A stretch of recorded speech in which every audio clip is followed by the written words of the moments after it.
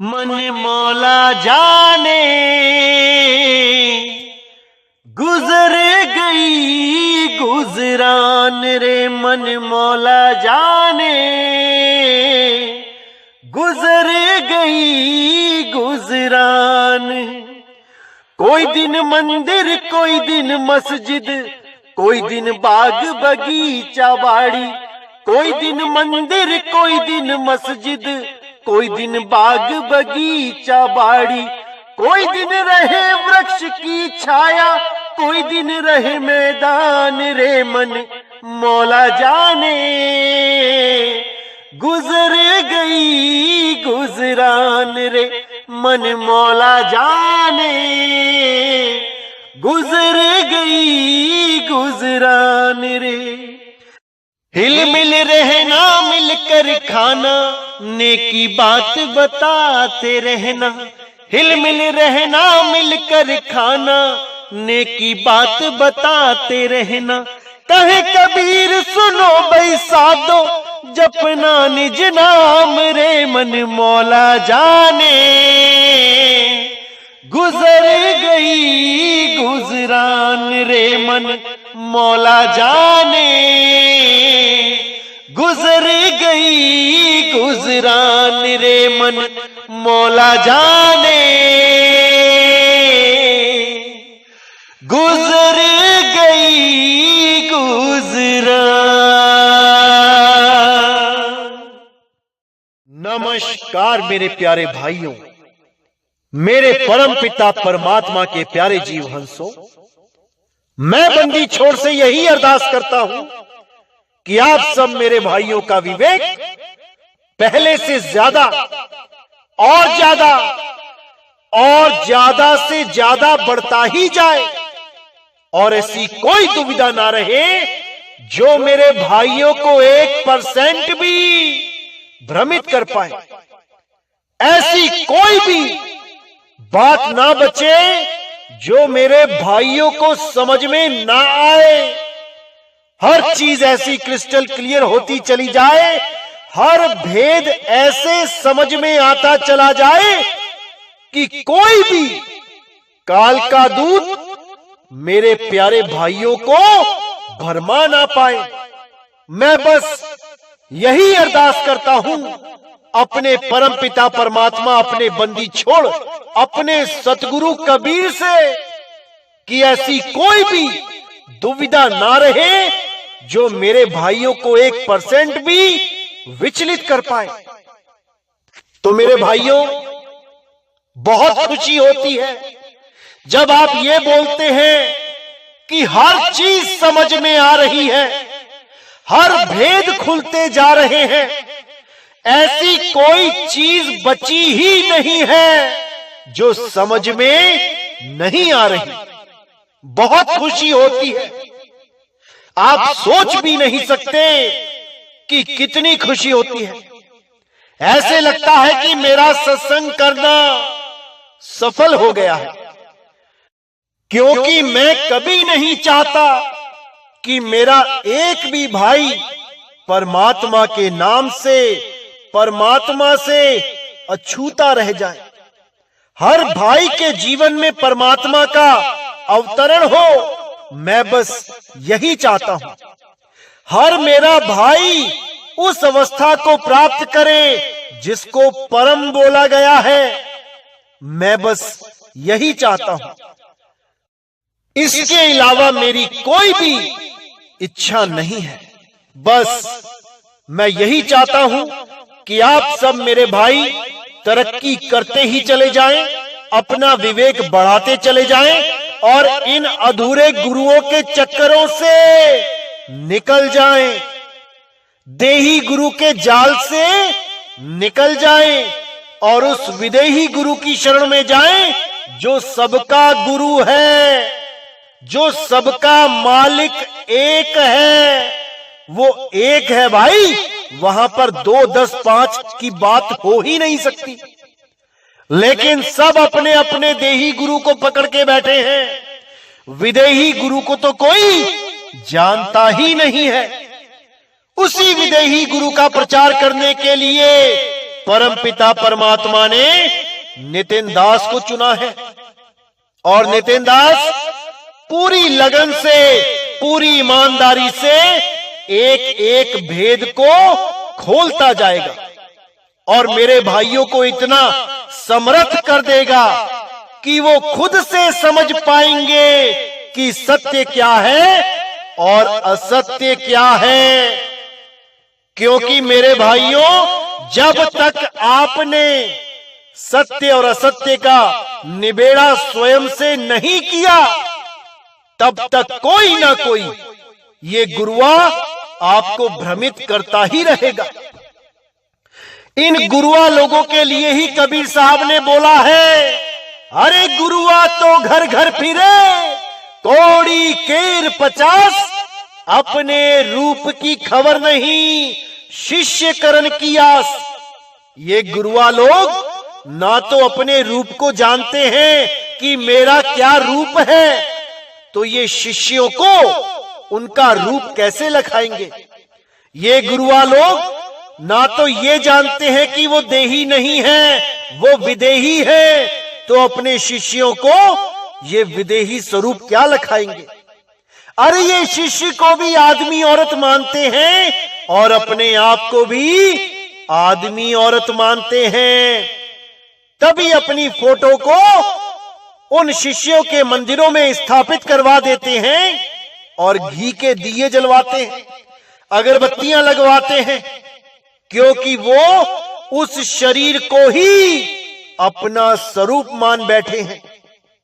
जबकि कबीर साहब ने बिल्कुल साफ कर दिया है हर सत्संग में, अरे देही को सतगुरु कहे, ते नर कहिए अंध, रहे दुखी संसार में, आगे जम के फंद। जो देही गुरु को परमात्मा बना के बैठे हैं, उन लोगों को समझ जाना चाहिए इससे पहले कि समय हाथ से निकल जाए, इससे पहले कि मृत्यु सामने आ जाए, उस शब्द गुरु को पहचान लेना चाहिए। कोई भी देही गुरु, कोई भी किसी शिष्य को नहीं बचा सकता। बचाने वाला केवल शब्द गुरु है मेरे भाई, शब्द गुरु, जो आपका कभी साथ नहीं छोड़ता। आप कहीं भी चले जाओ, विश्व के किसी भी कोने में चल जाओ, वो आपको अकेला नहीं छोड़ेगा। वो हमेशा आपके अंग संग है। आप बस उसे अनुभव करना सीखो कि कैसे अनुभव किया जाता है। जब तक आपने उस परमात्मा का अनुभव नहीं किया, तब तक आपकी ये जन्म मरण की यात्रा कभी समाप्त नहीं हो सकती। इसीलिए साहिब ने बोला है कि पहले भेदी गुरु को जानो कि भेदी गुरु क्या होता है। भेदी गुरु जो भेद बताता है, उस भेद को अच्छी तरह समझ जाओ और फिर अपनी सत भक्ति स्टार्ट करो। अगर भेद ही नहीं होगा तो मेरे भाई भक्ति कर ही नहीं सकते, क्योंकि भेद नहीं होगा तो कोई ना कोई मंत्र जंत्र तंत्र जप रहे होगे, कोई ना कोई नाम जाप कर रहे होगे, कबीर कबीर कर रहे होगे, सत साहिब कर रहे होगे, राम राम कर रहे होगे, वाहिगुरु कर रहे होगे, क्योंकि ये सारे नाम ही 52 अक्षरी हैं। और अगर भेद नहीं पता तो केवल 52 अक्षर ही जप सकता है ये इंसान, और कुछ नहीं कर सकता। ज्यादा से ज्यादा ध्यान लगा सकता है। किसी ने नाक पे ध्यान लगा लिया, किसी ने नाभि पे ध्यान लगा लिया, किसी ने नाक पे ध्यान लगा लिया, किसी ने त्रिकुटी में ध्यान लगा लिया, किसी ने गुदा चक्र में ध्यान लगा लिया, स्वाद में ध्यान लगा लिया। इससे ज्यादा कुछ नहीं कर सकता। ज्यादा से ज्यादा क्या करेगा तो श्वासों में ध्यान लगाना शुरू करेगा, विपासना करना शुरू कर देगा।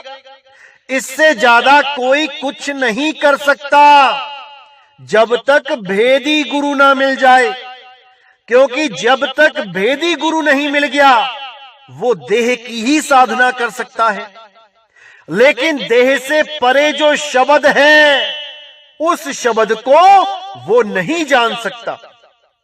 इसीलिए बार बार कबीर साहब ने भेदी गुरु की बात करी है।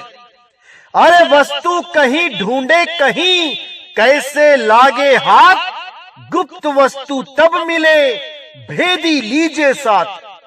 भेदी लीना साथ में, दीनी वस्तु लखाए।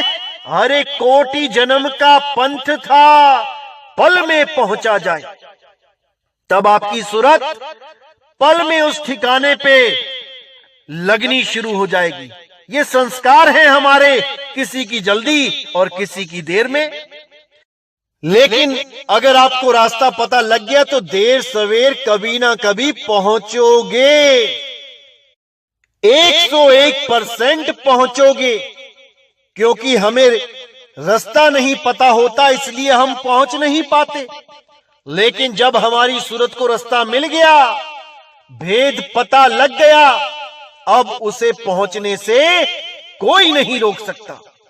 हां, समय जरूर लग सकता है, किसी को जल्दी किसी को देर में, लेकिन वो पहुंचेगा, इसमें कोई संदेह नहीं होता। क्योंकि इनाम दीक्षा उन्हीं को मिलती है जिनको परमात्मा चुन लेते हैं।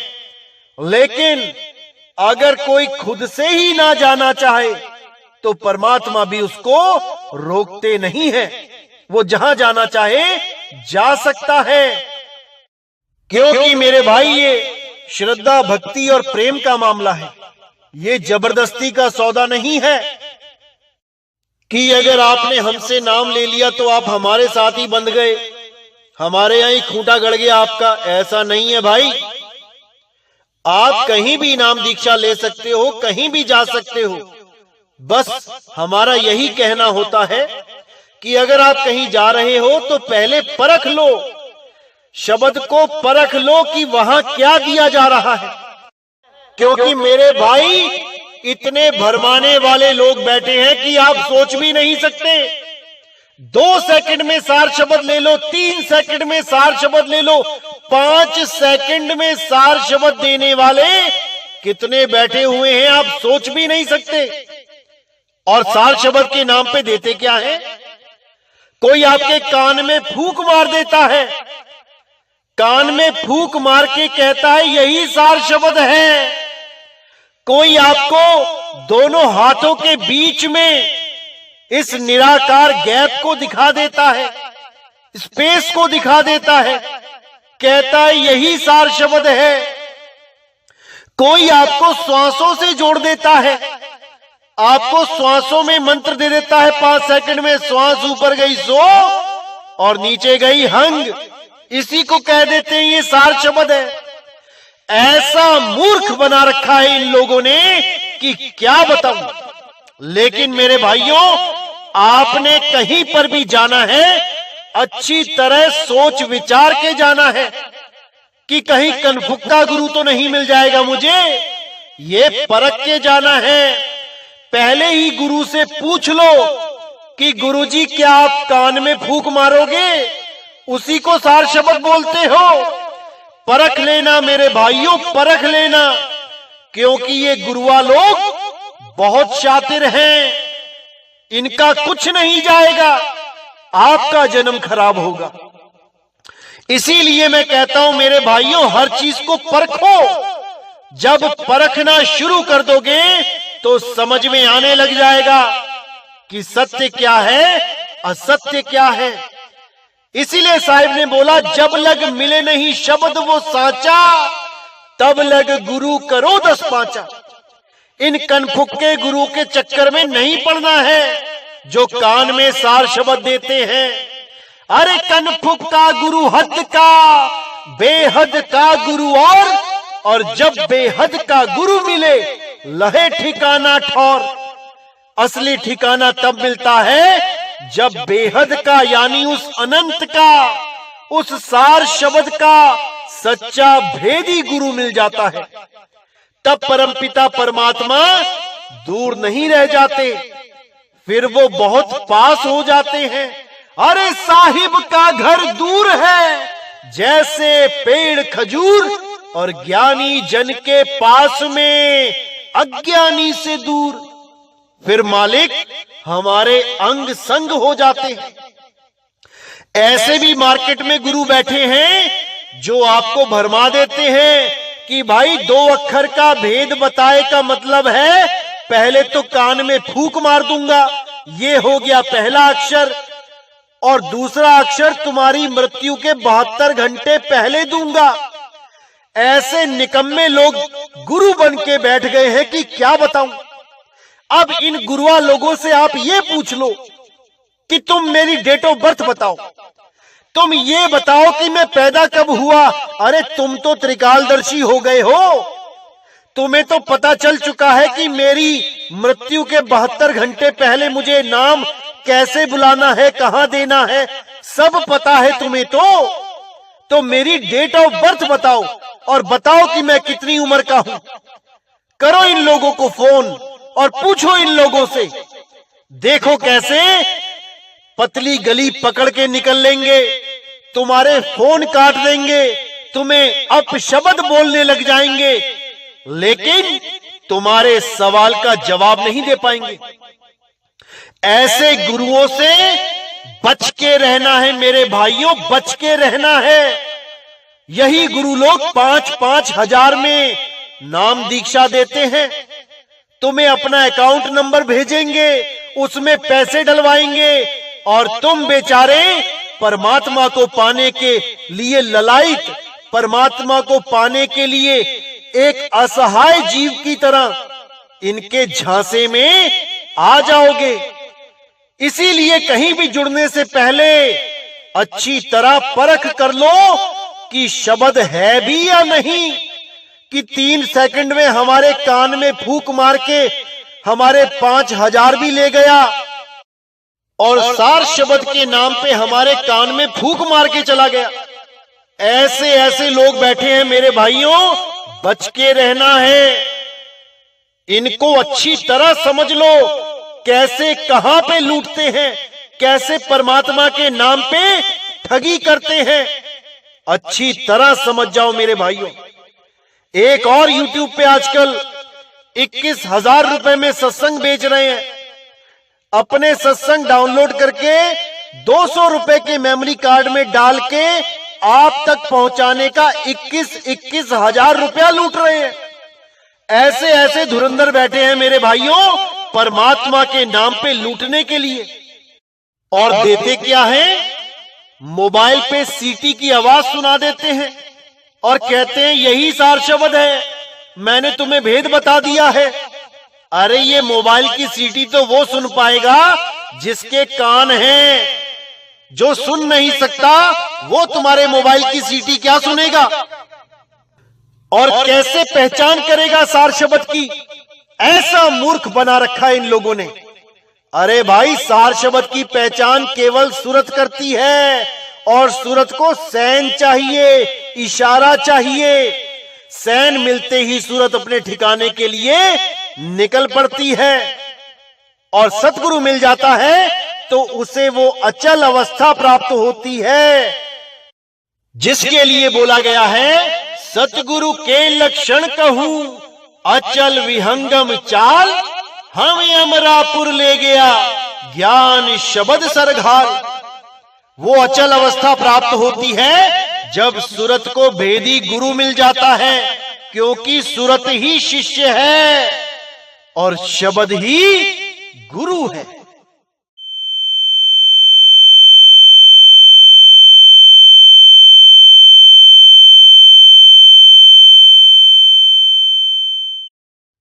तो ये जो आवाज सुनाते हैं आपको मोबाइल में, और उसको सुनने के बाद आपको भी एक आवाज सुनाई देने लग जाती है, उसको ब्रह्मनाद कहा जाता है।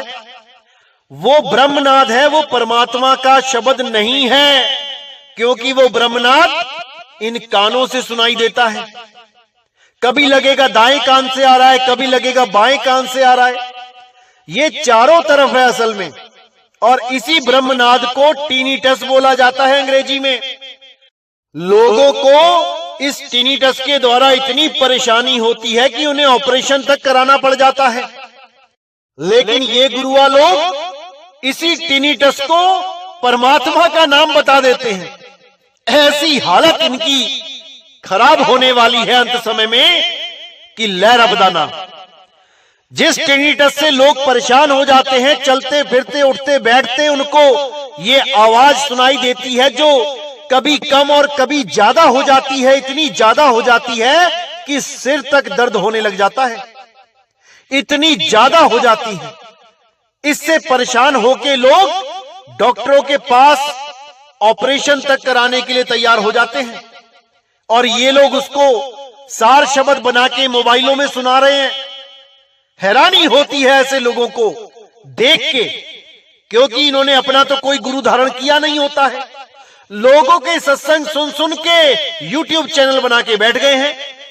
अब जैसा मन में आता है, जो मन कैच कर पाता है, उसी को सत्य मान के पेश कर देते हैं।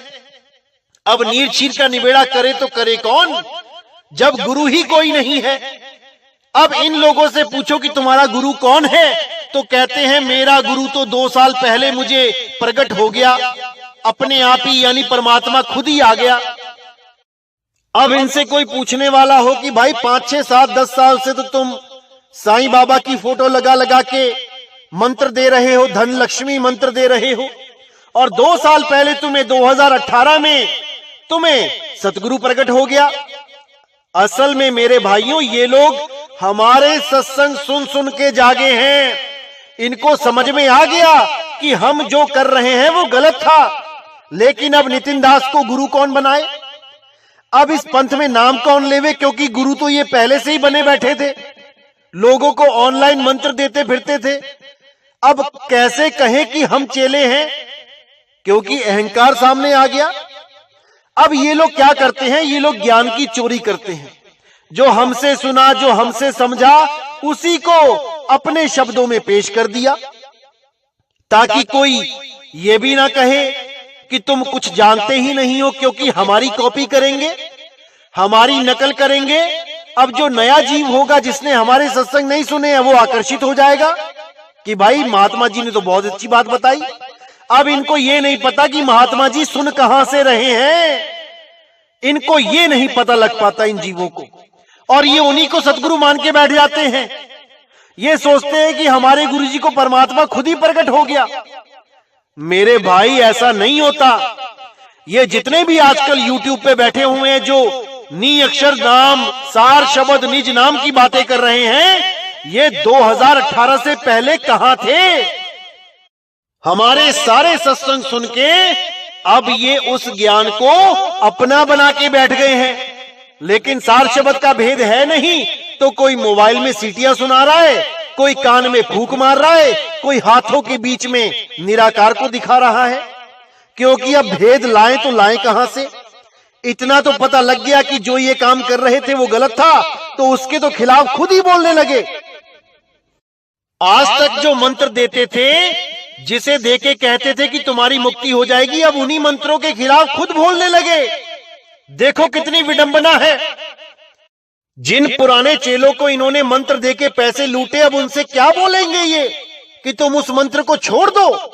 अरे ये तो मुंह भी नहीं दिखाएंगे उन लोगों को, क्योंकि इनको पता है कि वहां अगर सार शब्द की महिमा गाएंगे, मंत्रों के खिलाफ बोलेंगे तो पकड़े जाएंगे, क्योंकि पहले तो मंत्र दे दिए, अब मंत्रों के खिलाफ बोल रहे हैं। चेले पूछेंगे, गुरुजी आज तक आपको यही नहीं पता था कि मंत्र जपने हैं कि नहीं, आप गुरु कैसे बन के बैठ गए। उनका तो फोन भी नहीं उठाएंगे और लगे रहेंगे दिन रात अब नए चेले तलाशने में, क्योंकि नए चेलों से पैसा मिलेगा और आकर्षित करने का सामान तो इनके पास पहुंच ही चुका है। नी अक्षर बोलो, निज नाम बोलो, सार नाम बोलो, सार शब्द बोलो। अब सार शब्द करते नहीं थकेंगे, क्योंकि पता है कि अब नितिन दास ने मंत्रों की मार्केट डाउन कर दी है। क्योंकि नितिन दास के सत्संग सुन सुन के जीव जाग चुके हैं, 52 अक्षर को समझ चुके हैं, मंत्र तंत्र जंत्र को समझ चुके हैं। अब हम मंत्रों के नाम पे किसी को नहीं लूट पाएंगे, इसलिए अब मंत्रों को गलत बता के अब सार शब्द की महिमा गा रहे हैं। ऐसे ऐसे धुरंधर बैठ गए हैं यूट्यूब पे कि क्या बताऊं। लेकिन मेरे भाइयों, आपने पूरी परख करनी है। इन लोगों को फोन करके पूछना है कि आपका गुरु कौन है, आपको ज्ञान कहां से हो गया।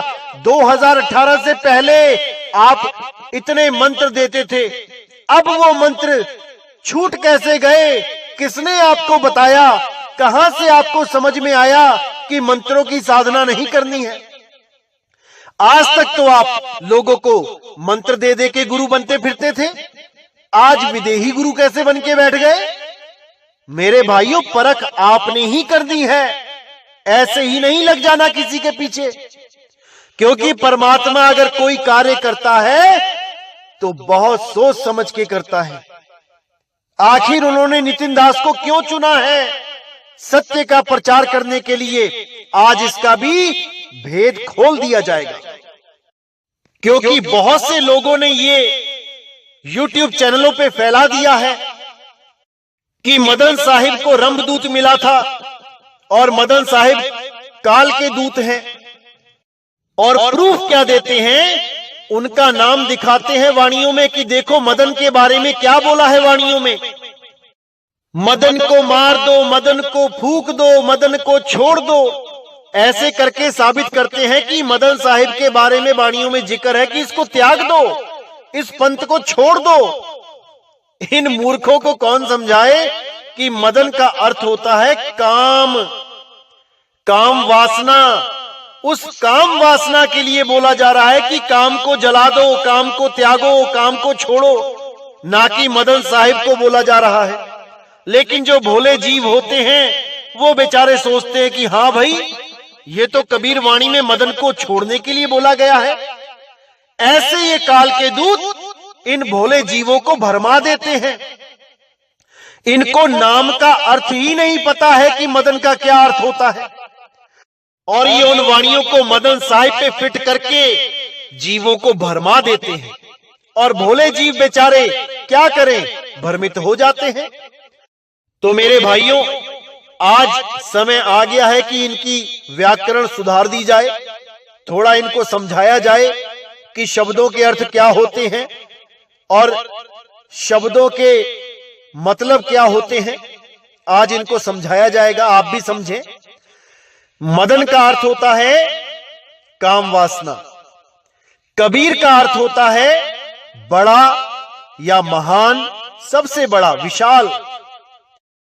और कबीर नाम का जो भाव होता है वो क्या होता है? कक्का केवल नाम है, बब्बा ब्रह्म शरीर, रारा सब में रम रहा, वाको नाम कबीर। कबीर का मतलब है आत्मदेव, जो घट घट में विराजमान है, हर घट में कबीर रम रहा है, उसी को बोला गया है कबीर। वही कबीर सब घटों में प्रकट होकर सत्य का ज्ञान देता है। बिना कबीर के कोई सत्य ज्ञान दे ही नहीं सकता। जब सत्य का बोध हो जाता है तभी सत्य ज्ञान निकलता है। असत्य का बोध होने पर सत्य ज्ञान निकल ही नहीं सकता। इसी प्रकार नितिन का क्या अर्थ है आज आपको समझा देते हैं, क्योंकि कल को नितिन नाम से भी बहुत सी वाणियां आने वाली हैं। इनका कोई भरोसा नहीं, पता नहीं क्या समझा दें आपको। तो जब आप नितिन शब्द का अर्थ देखेंगे शब्दकोश में, तब आप समझ पाएंगे कि परमात्मा ने नितिन दास को ही क्यों चुना है सत्य का प्रचार करने के लिए। तो आइए देखते हैं आखिर क्या अर्थ है नितिन नाम का। क्योंकि नितिन दास के सत्संग सुन सुन के जीव जाग चुके हैं, 52 अक्षर को समझ चुके हैं, मंत्र तंत्र जंत्र को समझ चुके हैं। अब हम मंत्रों के नाम पे किसी को नहीं लूट पाएंगे, इसलिए अब मंत्रों को गलत बता के अब सार शब्द की महिमा गा रहे हैं। ऐसे ऐसे धुरंधर बैठ गए हैं यूट्यूब पे कि क्या बताऊं। लेकिन मेरे भाइयों, आपने पूरी परख करनी है इन लोगों। तो जैसा कि आप देख पा रहे हैं कि नितिन नाम का अर्थ होता है सत्य पंथ का मालिक, यानी सच्ची राह बताने वाला, सच्चा मार्गदर्शक। और इसी शब्द का एक अर्थ और होता है जिसको कहते हैं न्यायाधीश, यानी जज, जो फैसला करता है सत्य और झूठ का। क्योंकि सत्य और असत्य का फैसला वही कर सकता है जो विवेकी है। बिना विवेक के आप सत्य और असत्य का फैसला कर ही नहीं सकते, क्योंकि एक न्यायाधीश ही सत्य और असत्य को भली भांति पहचानता है कि क्या सत्य है क्या असत्य है, और वो असत्य को त्याग के सत्य का साथ देता है और फैसला सुनाता है कि क्या सत्य है। इसीलिए नितिन नाम न्यायाधीश का भी है और नितिन नाम सत्य पंथ के मालिक का भी है। जो कलयुग में सत्य का डंका बजाएगा, कलयुग में सतयुग लेके आएगा, वो यही मूल ज्ञान है, वो यही आत्म ज्ञान है, जिसमें सारे धर्म भेद, सब जात पात भेद खत्म हो जाएंगे और लोग 52 अक्षरों से ऊपर उठ के आत्मदेव की पूजा करेंगे, आत्मदेव को सत्य मानेंगे और आत्मा में ही रम जाएंगे। और इस नाशवान जगत को, नाशवान शरीर को अच्छी तरह समझ जाएंगे कि कैसे हम इसमें फंसे पड़े हैं। हम आत्मा से दूर हो गए हैं, हम सत्य से दूर हो गए हैं और संसार के करीब हो गए हैं, इस माया के करीब हो गए हैं, इसीलिए माया में उलझे हैं। अब माया को त्यागना है और सत्य में अपनी सूरत को रमा लेना है, बस यही करना है और आप भी नितिन हो जाओगे। क्योंकि नितिन कोई नाम नहीं है भाई, नितिन एक गुण है। नितिन, नी यानी नहीं, तीन यानी 3 गुणों में, जो 3 गुणों में नहीं है वही नितिन है। 3 गुणों से ऊपर उठ जाओ, अरे तुम ही नितिन हो जाओगे, तुम ही नितिन हो जाओगे। जैसे तत्व के आगे नी लगाने पे बन जाता है नी तत्व, यानी जो तत्वों में नहीं है। जैसे शब्द के आगे नी लगाने पे बन जाता है नी शब्द, जो शब्दों में नहीं है। ऐसे ही अक्षर के आगे नी लगाने पे बन जाता है नी अक्षर, जो अक्षरों में नहीं है। ऐसे ही 3 के आगे नी लगाने पे बन जाता है नितिन, जो 3 गुणों में नहीं है। बस आपने भी नितिन हो जाना है और सत्य का प्रचार करना है। इसीलिए नितिन नाम चुना गया, क्योंकि नितिन नाम है सत्य और असत्य के निर्णय करने का। जहां सत्य और असत्य का निर्णय करने वाला कोई हो वही नितिन है। जहां सत्य की बात कोई करने वाला हो वही नितिन है, क्योंकि सत्य का मार्ग बताने वाले को ही नितिन कहते हैं। तो मेरे भाइयों, आपने भी अब नितिन हो जाना है और पूरे संसार को सत्य का मार्ग बताना है। पूरे विश्व में सत्य की जागृति करनी है। अपने सब रिश्तेदारों को, अपने सब चाहने वालों को, अपने सब मित्रों को सत्य और असत्य के बारे में विस्तार से समझाना है, प्रेम से समझाना है। कभी भी ऐसा नहीं करना है कि उनको नीचा दिखाने लग जाओ कि तुम्हारा गुरु तो झूठा है, तुम्हारा गुरु अधूरा है। अरे नहीं भाई, बड़े प्रेम से बात करनी है। उसको सत्य के बारे में एक एक चीज विस्तार से बतानी है और सबसे पहले उनके सामने वो प्रश्न रखने हैं जिसके बारे में आप जानते हो, लेकिन आपको पूरा भरोसा है कि वो नहीं जानता।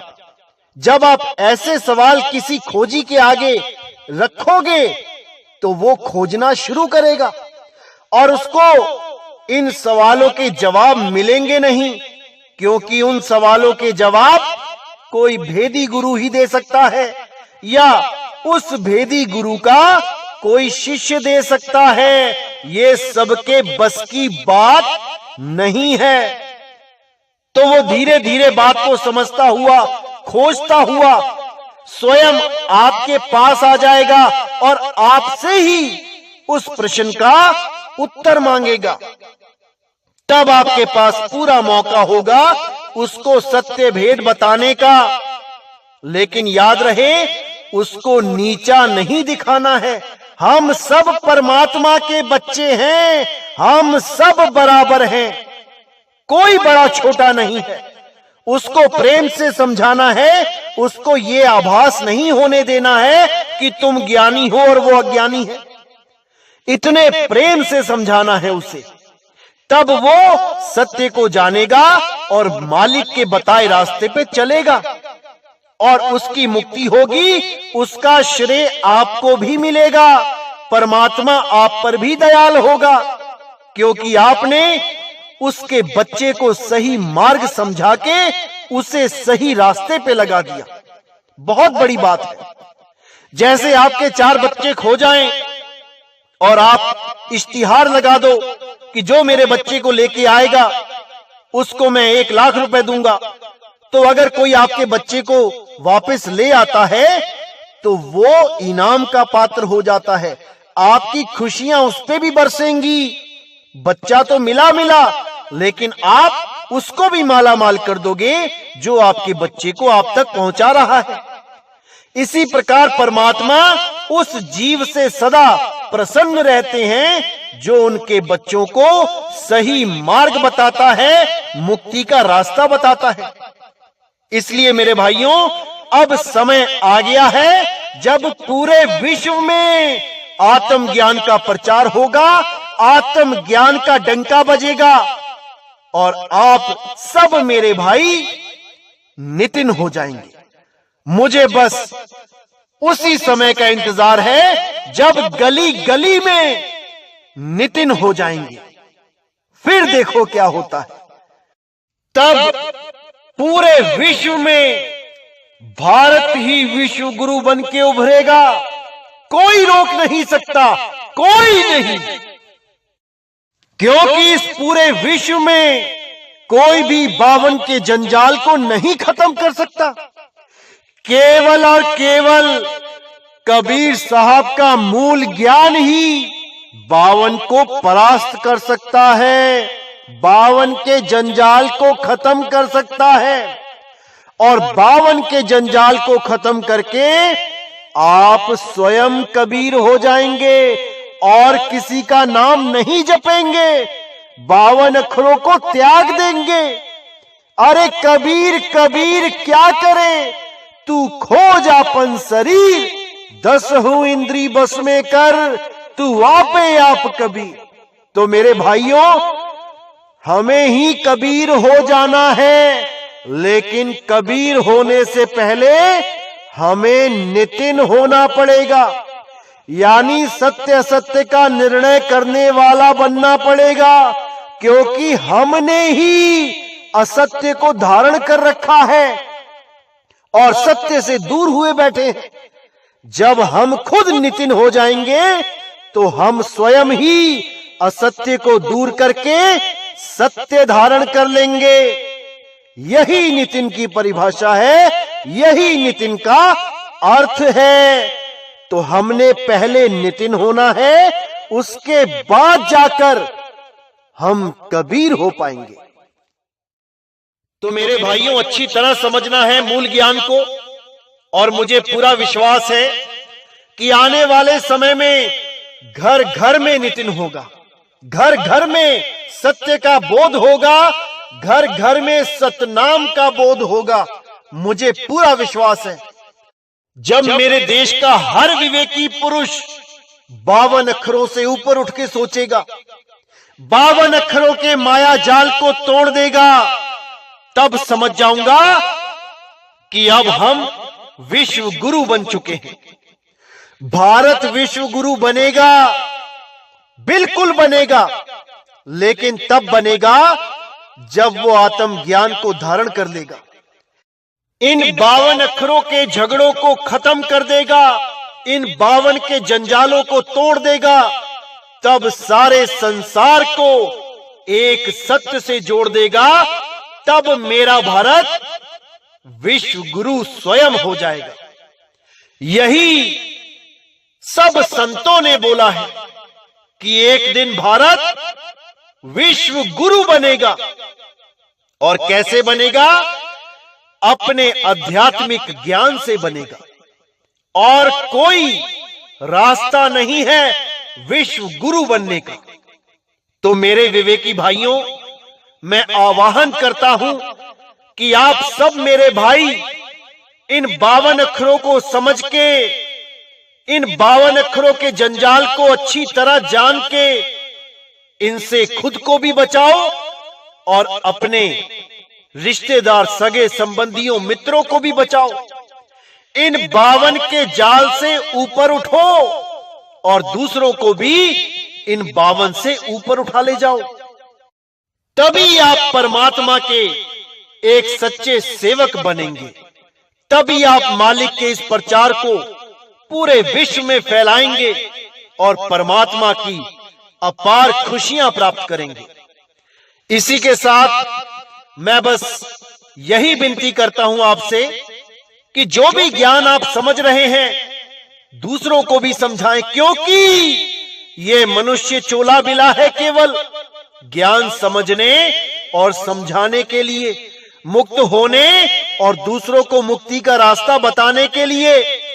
अगर एक बार भी लक्ष्य 84 में चले गए तो मेरे भाई, ना तो हम मुक्त हो पाएंगे, ना अपने सगे संबंधियों को मुक्त करवा पाएंगे। इसलिए पूरा जोर लगा दो, खुद भी सत्य से जुड़ो और अपने सगे संबंधी रिश्तेदारों को भी सत्य से जोड़ो, क्योंकि यही मौका है मेरे भाइयों, आप किसी की मदद कर सकते हो मुक्त होने में। नहीं तो ये लक्ष्य 84 में एक बार चले गए तो कोई मुक्त नहीं हो पाएगा, कोई नहीं। तो मेरे भाइयों, इसी के साथ मैं आज का सत्संग समाप्त करता हूं और बहुत जल्दी अगला सत्संग आएगा।